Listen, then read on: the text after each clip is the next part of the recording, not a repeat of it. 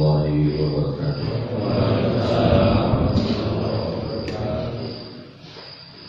Asbahna wa asbaha alhamdulillah walhamdulillah wala hawla wala quwwata illa billahil aliyyil azim. Asyhadu an la ilaha illallah wa asyhadu anna Muhammadan abduhu wa rasuluh. Allahumma shalli ala Muhammad wa ala ali Muhammad. Wa salli wa radhiyallahu an kulli sahabati Rasulillah ajma'in. Alhamdulillah, syukur kita kepada Allah Subhanahu wa taala pada subuh ini kita dihimpun oleh Allah di majelis ini. Semoga majelis kita ini berkahi oleh Allah Subhanahu wa taala. Serta selawat dan salam marilah kita mohonkan semoga tercurah kepada baginda Nabi Muhammad sallallahu alaihi wasallam sebagai uswah dan qudwah hasanah buat kita semua. Bapak-bapak, ibu-ibu yang dimuliakan oleh Allah, kita lanjutkan kembali kajian tafsir kita masih di surat At-Takwir.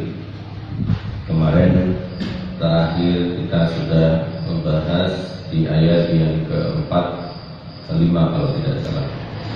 Sedikit kita mengulang bahwa yang disebutkan, yang diingin ingatkan oleh Allah Subhanahu wa taala adalah di surat Takwir ini adalah kepada orang-orang kafir Quraisy khususnya. Tetapi ini walaupun konteksnya adalah orang-orang kafir, bukan berarti tidak masuk ke kita. Tetapi ini adalah bagian pemahaman yang utuh keseluruhan tentang bahwa ada tanda-tanda yaumul akhir kelak ketika akan datang. Ada yang membuat pola bahwa tanda-tanda akhir itu mulai dari 6 ke atas. Jadi polanya dari surat Takwir dari 6, 5, 4, 3, 2, 1. Nah, jadi dibalik, bukan dari 1, 2, 3, 4, 5, 6, tapi dari 6, 5, 4, 3, 2, 1. Nah, nanti bisa kita cek apakah tanda yaumul akhir itu sudah mulai gitu ya. Bapak-bapak, ibu-ibu yang dimuliakan oleh Allah, kalau dari ayat pertama kita melihat idza syamsu kuwirat. Jadi apabila matahari cahayanya itu digulung sehingga tidak mengeluarkan cahaya sama sekali, seperti orang pakai imamah.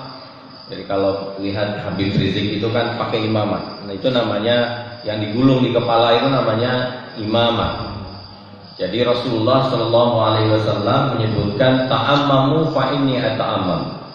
Berimamahlah kalian karena aku, kata Rasulullah, pakai imamah.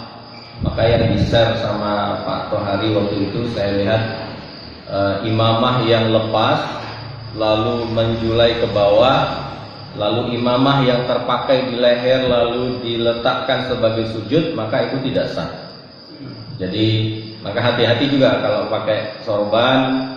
Kalau sorbannya menjolor ke bawah lalu pas sujud, sorban yang dia pakai itu ditempatkan jadi tempat sujudnya. Nah, itu membatasi sujud kita. Termasuk peci ini, kalau mau sholat mestinya ini dinaikkan supaya tempat sujud kita ini mengena bagian sujud. Maka ada yang mengatakan bahwa tidaklah boleh pula bahwa tempat sujud kita ini terlalu tebal. Nah, kalau tebal, tapi itu wilayah fikih ya, saya tidak akan masuk ke sana.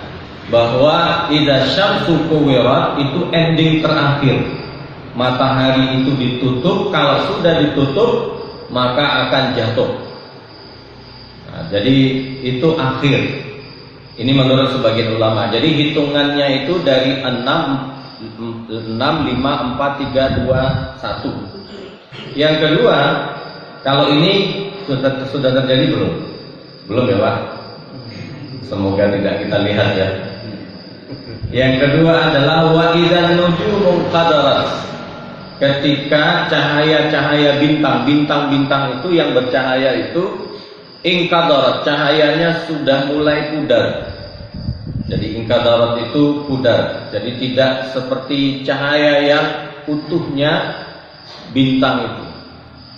Nah, kalau itu terjadi, dia mulai lama redup, maka bintang pun akan berjatuhan. Kalau ini belum ya Pak? Belum. Nah, kita lihat yang ketiga. Wa idzal jibalu suyyirat, dan apabila gunung-gunung, kan dalam bahasa Arab kalau menunjukkan bentuk mufrad itu tunggal, misalnya jibal itu kan jamaknya adalah jabal, jabal nur misalnya, jabal itu artinya gunung. Kalau iza kemarin kita jelaskan sesuatu yang pasti terjadi. Yang kedua bentuknya jibal, bentuknya itu adalah semua gunung, ya. Suyyirat. Nah, ada yang unik penjelasannya Kiai Haji Maimun.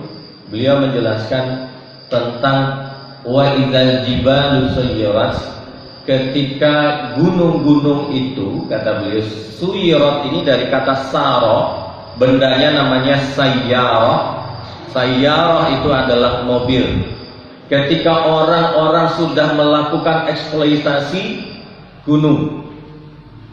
Nah, beliau tidak menyebut Freeport ya. Beliau tidak menyebut Freeport. Tetapi eksploitasi ini secara tidak langsung beliau menyampaikan ketika bagian dari gunung-gunung itu sudah dimasukkan ke dalam kendaraan dan dipakai oleh manusia untuk kepentingan-kepentingan kehidupannya, maka itu salah satu tanda yaumil akhir, mendekatnya yaumil akhir. Nah, kenapa kata beliau? Karena pasak bumi itu adalah gunung. Kalau orang sudah mulai mengambil isi-isi gunung itu, maka itu bagian dari tanda-tanda. Kata beliau yang kedua, al-jibal itu benar-benar bahwa gunung itu akan digeser oleh Allah Subhanahu wa taala. Jadi kalau itu terjadi, nah itu mulai tanda-tanda yaumil akhir. Nah, kalau yang ketiga ini, kalau versinya Kiai Haji Maimun, ini sudah ada tanda-tandanya, Pak. Wa idzal jibalu suyyirat. Lalu Syekh Syarawi mengatakan idzal jibalu suyyirat ini pergerakan yang terjadi dari gunung-gunung tersebut. Salah satunya adalah Gunung Merapi. Coba jenengan perhatikan ciri khasnya Gunung Merapi itu. Gunung Merapi itu di bagian atasnya dia akan mengikuti lumpur yang akan keluar dari gunung itu. Dia membentuk sendiri dari dari lava yang dikeluarkan. Nah, yang keluar itu mulai keluar sedemikian rupa itu disebut dengan suyyirat, kata Syekh Syarawi. Nah, kalau kita lihat hari ini Gunung Merapi yang batuk sudah banyak atau belum? Wah, luar biasa Pak. Jadi mulai dari Sumatera sana ya sampai ke ujung timur sana sudah mulai batuk. Yang terakhir ini di Sumatera Barat. Sekali batuk Pak, ya sekali batuk itu beberapa daerah kabupaten itu hancur lebur. Padahal itu hanya lava dingin yang dikeluarkan oleh Allah Subhanahu wa taala. Ya, dikeluarkan oleh Allah. Kalau yang panas mengerikan lagi. Dulu saya masih di sini ketika batuknya gunung terdekat kita ini sampai debu itu di atas genteng itu berapa senti. Ya. Luar biasa menutup seluruh kota. Maka sebagian ulama mengatakan seperti itu. Ini adalah tanda-tanda yaumil akhir. Nah, yang keempat, wa idzal 'isyaru 'addilat. Isya dari kata asyara. Asyara itu 10. Harta yang paling berharga orang-orang kafir itu adalah ketika onta mereka itu bunting 10 bulan. Nah, jadi artinya bahwa harta yang paling berharga itu, kalau dahulu mungkin apa yang paling berharga bagi mereka?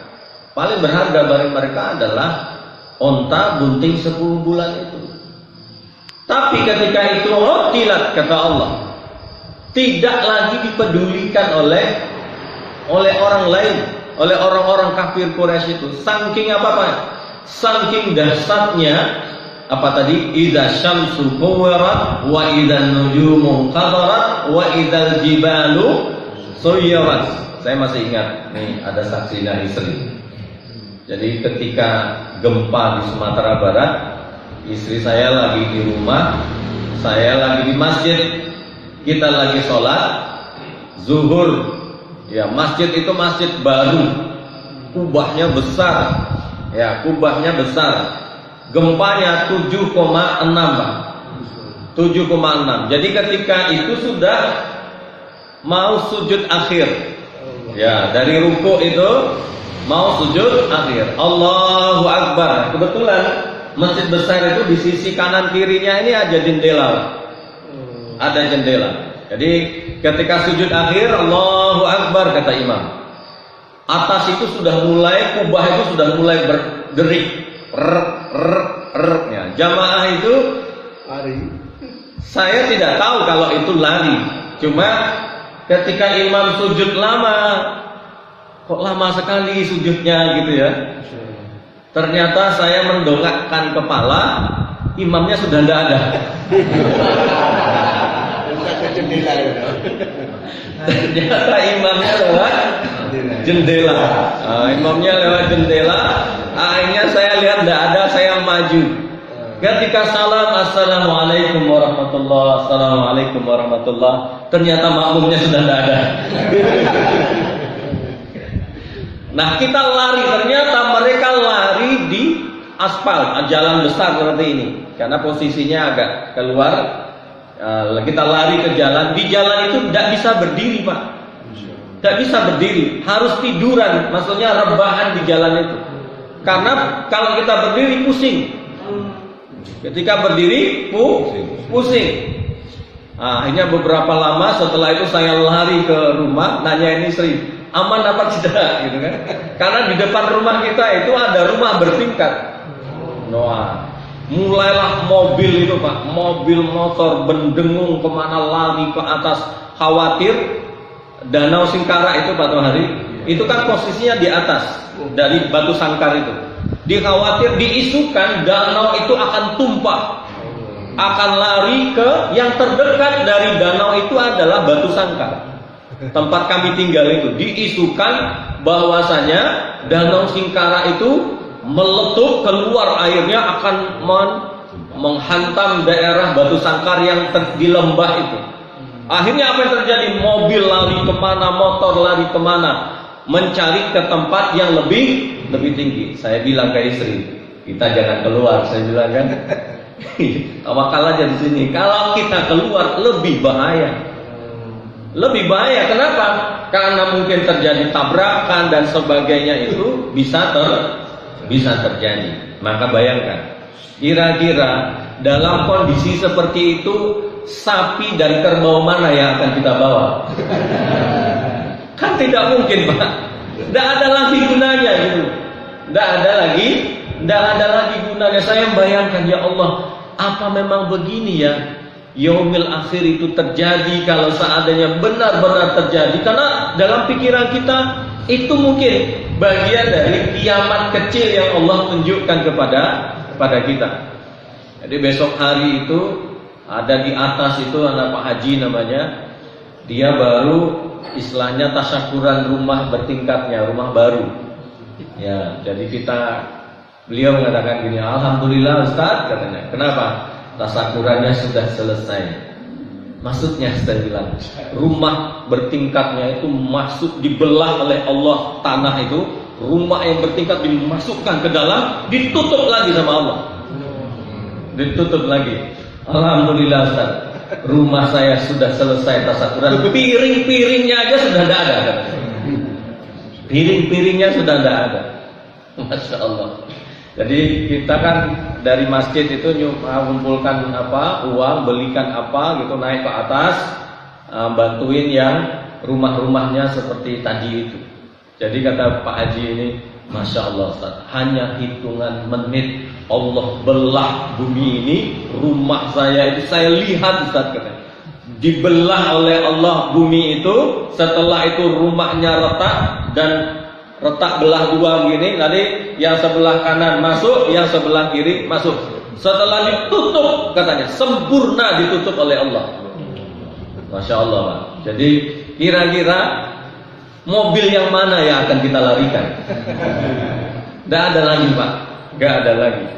Masya Allah, saya bayangkan wa idzal isyar. Isyar itu berarti kan onta bunting 10 bulan yang dahulu orang-orang kafir Quraisy. Nah ini karena konteksnya ini orang kafir Quraisy, Allah menceritakan tentang tradisinya orang Quraisy itu. Orang Quraisy, kalian kok tidak percaya, kata Allah. Onta itu ya sudah libur, gak diperhatikan.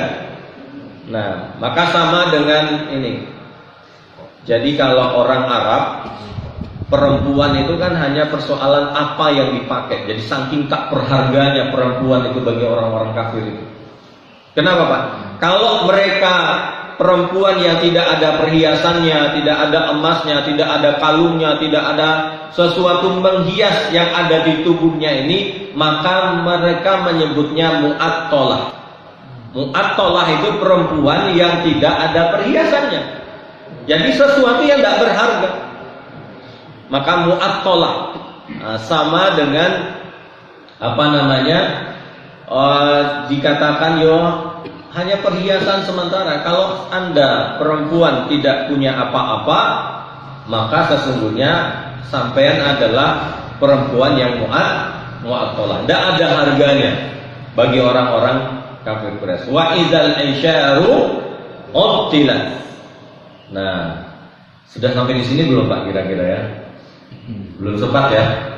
Belum ada ya. Kalau sampai tidak di harta itu, karena apa? Karena harta itu menjadi hal yang sangat menjadi perhatian orang kafir Quraisy dahulu. Sampai bayangkan Pak, kenapa Abu Lahab itu ingin sekali menikahi siapa? Menikahi Khadijah. Karena Abu Lahab ini masuk ke wilayah riba, simpan pinjam, atau meminjamkan dengan balik dengan lebih banyak, lalu pingin menikahi Khadijah, yang Khadijah menguasai retail, perdagangan retail sampai ke Sam. Niatnya hanya satu Pak, bukan menikahi, pokoknya menguasai perdagangan antara yang ribawi dengan yang retail. Kalau ini sudah dikuasai menurut Abu Lahab, maka kota Mekah sampai ke Sam sana akan dikuasai oleh Abu Lahab. Niatnya itu Pak. Ya, nikah itu niatnya harta. Untungnya Khadijah nggak mau gitu ya. Sudah kesemsem sama baginda Nabi Muhammad sallallahu, kesemsem dengan kejujurannya, kesemsem dengan kegagahannya. Rasulullah itu gagah Pak. Jadi kalau kita lihat di Sama'il itu kan Nabi itu badan tubuhnya ini lebar gitu ya. Di bagian sininya ini tumbuh rumput. Bukan rumput, bulu ya, bulu. Dan Masya Allah, jadi lentik bulu mata baginda Nabi Muhammad ini tebal, seolah ini hampir bertemu. Bertemu. Jadi jangan bacalah di Sama'il itu betapa baginda Nabi Muhammad itu ganteng luar biasa. Ya, makanya Khadijah itu pernah bercerita, ketika kami berdua berjalan, kata Khadijah, tak kulihat lagi ada laki-laki tampan kecuali Muhammad, katanya. Ya suaminya juga. Baik, lanjut yang kelima. Ini. Jadi bapak-bapak ibu-ibu yang dimuliakan, wa idzal ruhusu husirat. Wuhus itu binatang-binatang buas. Ya, binatang-binatang buas. Kalau sifat manusia, kalau manusia ini sifatnya kan berkumpul, Pak, karena disebut dengan makhluk sosial. Jadi kita ini berkumpul, pokoknya makan tak makan, kumpul gitu kan. Habis kumpul makan, habis kumpul makan. Jadi, tapi di yaumil akhir kelak, kenapa disebut dengan husyarat? Nah, makanya tempat berkumpulnya nanti adalah mahsyar. Sama. Jadi husyarat artinya dikumpulkan. Nah, tempat berkumpulnya namanya mahsyar. Nanti kalau kita di dunia manusia sifatnya di dunia sering berkumpul seperti ini, tapi nanti di yaumil mahsyar nanti kita tidak berani kumpul, Pak. Iya. Yauma yafirul mar'u min akhi wa ummihi wa abi. Pada hari itu antara anak, suami, istri semuanya yafirru. Mereka lari terlenggang-langgang kemana-mana, tidak mau berdekatan. Tidak mau berdekatan. Tapi ketika yaumul akhir kelak ini, sifat binatang yang tidak berkumpul, jangan lihat monyet kumpul sama harimau. Gak pernah kan? Nah, karena itu sifat binatang di dunia, mereka tidak akan ngumpul antara kucing dengan kucing ya. Tidak mungkin karena bermusuhan. Nah, tapi ada yang unik menurut Kiai Haji Maimun. Coba perhatikan katanya. Sekarang itu binatang sudah dikumpulin belum katanya? Ya. Sudah di mana? Di kebun binatang. Jadi binatang-binatang buas itu sudah dikumpulkan kata beliau. Nah, ini guyonannya beliau. Wuhus, nah memang Pak, memang kalau panjenengan lihat, kalau gunung meletus atau gempa terjadi atau tsunami terjadi, yang pertama kali sensitif dengan peristiwa-peristiwa itu siapa? Binatang, Pak. Binatang. Jadi Masya Allah, itu mereka lebih awal mengetahui kondisi itu. Maka tidak heran kalau monyet sudah turun gunung. Jadi karena kampung ibu saya itu namanya Talu. Talu itu kecamatan di tengahnya, di sekitarnya ini gunung. Gunung bukan gunung biasa, Pak, tenanan gunung. Jadi gunung hutan. Pohonnya itu bisa sebesar-besar ini. Ya, pohonnya sebesar-besar ini. Kalau jenengan naik ke atas, ketemu durennya pohonnya sebesar ini. Buahnya tidak lagi di atas, tapi di akar. Pernah lihat duren? Buahnya di akar? Lihatlah di kampung saya nanti. Naik ke atas, nanti kita akan ketemu duren yang tumbuhnya, yang buahnya di akar. Maka salah satu duren yang paling terkenal itu adalah duren gajah. Nah, kalau ketemu duren gajah itu beratnya sekitar 60 kilo. Insya Allah kita satu masjid ini ya, cukup Pak, cukup untuk duren gajah itu. Saking besarnya seperti gajah, ya, seperti gajah. Nah, kalau nanti ada gempa, sudah mulai gempa itu monyet-monyet itu turun, Pak. Tapi bahayanya adalah bagi orang kampung adalah dia naik di atas rumah-rumah orang kampung itu. Apa aja nanti Pak, ada pisang, ada apa, ada jagung, ada apa tuh habis gitu. Nah, tidak hanya monyet Pak, singa turun, macan tutul turun. Ya Pak, Masya Allah. Ini kata Allah, wa idzal wuhusu husyirat. Jadi binatang-binatang itu akan berkumpul ketika itu terjadi. Ya, yang dulunya terpisah-pisah dan akhirnya mereka berkumpul. Dan yang keenam, wa idzal biharu sujjirat. Nah, ketika laut itu dalam bahasa Arab disebut dengan bahrun. Lau kana al-bahru midadan li kalimati rabbi lanafidal bahru qabla an tanfadal kalimatu rabbi. Tapi ini dibentuk jamak oleh Allah, bihar seluruh lautan kata Allah. Nah, dunia ini Pak, bumi ini yang paling luas daratan atau lautan? Lautan. Coba, kayak Aceh itu gimana? 20 meter air naik ke atas. Coba, 20 meter naik ke atas, tetap menghantam Aceh itu. Ada yang mengatakan 30 meter. Ya. Saya kecil-kecil itu kalau kelapa di Sumatera itu kan tinggi-tinggi Pak. Ya, saya coba waktu itu awal-awal belajar naik manjat pohon. Salah satu yang saya panjat adalah pohon kelapa. Naik ke atas sampai di atas takut turun. Ibu saya, ngapain kamu naik ke atas? Katanya kan. Ya saya ingin belajar naik kelapa, saya bilang. Ternyata terlalu tinggi. Nah, ketika naik air itu, maka Allah mengatakan bahwa sujirat, maka dalam bahasa orang sekarang sijar itu artinya rokok. Jadi kayu yang dibakar itu namanya sijar. Ya, sigaret itu. Jadi sijar itu sujirat. Sujirat itu dibakar. Jadi sebenarnya orang yang merokok itu membakar. Wa idzal biharu sujirat.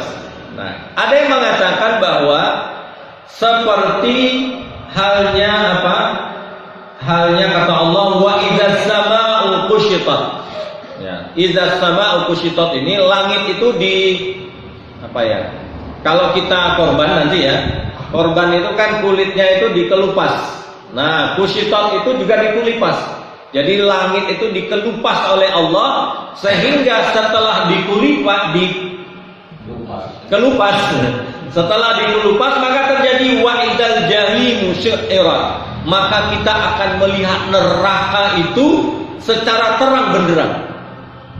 Secara terang benderang. Ada yang mengatakan bahwasanya wa idzal biharu sujirat ini maka akan muncul api dari bawah lautan. Nah, tapi wallahu a'lam. Tapi yang jelas di Mufassir itu menjelaskan saking dahsyatnya nanti air lautan itu akan benar-benar seperti dibakar dan pingin keluar dari lautan, ingin lari ke daratan, entahlah apa sebabnya. Tapi itulah yang terjadi. Wa idzal biharu sujirat. Seperti apa yang Allah limpahkan kepada kaumnya Nabi Nuh alaihi salam. Coba bayangkan Pak, dari mana airnya itu? Ya.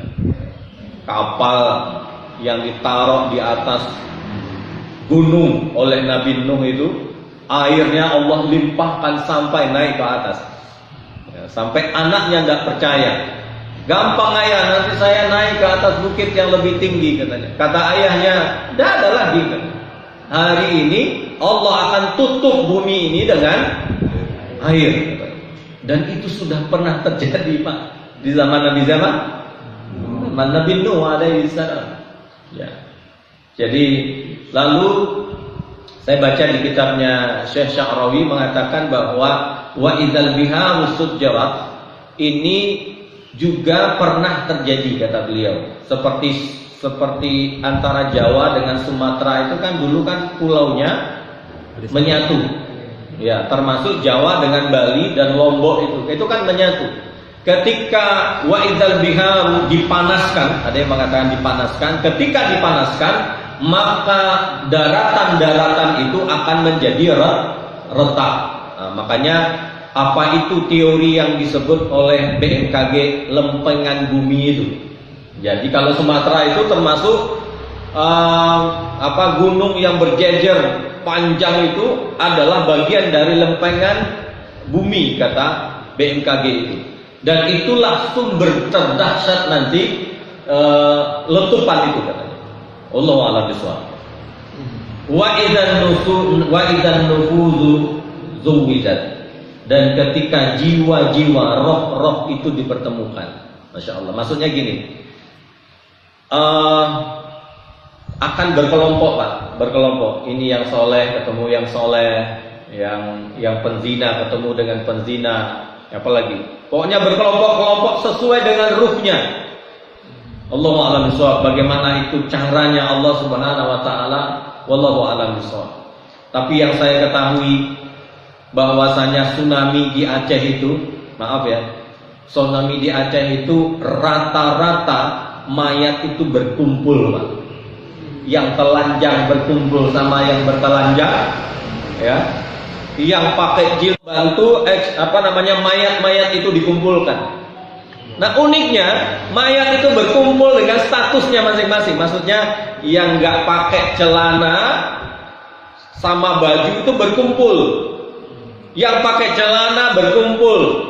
Ya, sudah sangat banyak dan lebih ekstrim. Kalau dulu yang dikubur itu adalah bayi perempuan, karena orang Quraisy tidak mau, kafir Quraisy tidak mau anak perempuan. Kenapa? Karena anak perempuan itu tidak ada harganya. Karena status kaum itu ditentukan oleh perempuan. Kalau banyak anak perempuannya, lama-lama status kaumnya akan menjadi lemah. Kenapa? Yang ikut perang itu laki-laki. Tapi penjenengan nanti kita lihat wa idzal mau'udah su'ilat. Yang ditanya, kalau hakim itu yang ditanya pelakunya atau korbannya. Nanti yang ditanya oleh Allah itu adalah korbannya. Bayi itu yang akan ditanya, kenapa dibunuh? Ya, kan program terbarunya Pak Sugiri ini mengatakan tidak boleh. BKKBN itu kan dipanggil kemarin itu. Kenapa? Karena anak di Ponorogo ini berkurang. Makanya ibu-ibu yang sudah 50, ya program anak lagi gitu ya. Wa idzal mau'udatu su'ilat. Nah, sebagai penutup ada yang mengatakan, saya hanya ingin menyampaikan. Ada yang mengatakan bahwasanya Abu Bakar itu pernah membunuh anaknya. Ini terjadi ini dalam sejarah. Tapi saya yang baca memang tidak ada yang mengatakan, tapi itu sebenarnya Umar yang bercerita. Kan ceritanya begini. Umar ketika sudah masuk Islam, dia terkadang tertawa, terkadang menangis. Ditanya oleh sahabat dia, Umar, kenapa engkau tertawa? Aku tertawa, alhamdulillah aku dapat hidayah Allah Subhanahu wa taala. Aku menangis, masih ingat aku ketika memasukkan anaknya itu ke dalam lubang lalu dipendam hidup-hidup.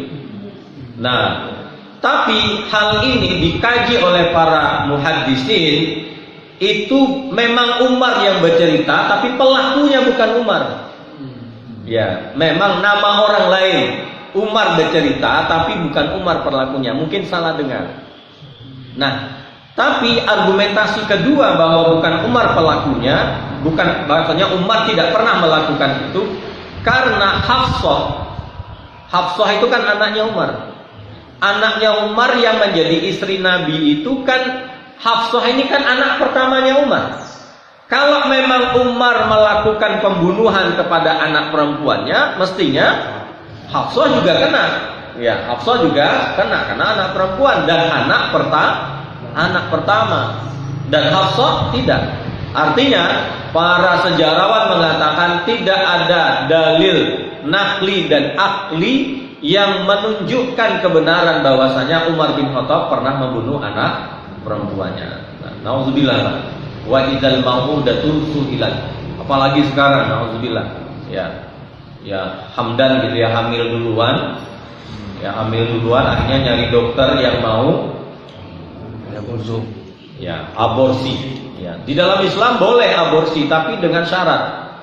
Ya, kalau membahayakan bayinya atau membahayakan, nah makanya keluar usul fiqh. Ya, darul mafasid muqaddamun ala jalbil masalih, itu kaidahnya. Kaidahnya di usul fiqh. Wallahu a'lam bishawab. Nanti kita lanjutkan kembali terkait dengan surat At-Takwir. Kopinya sudah mulai begini.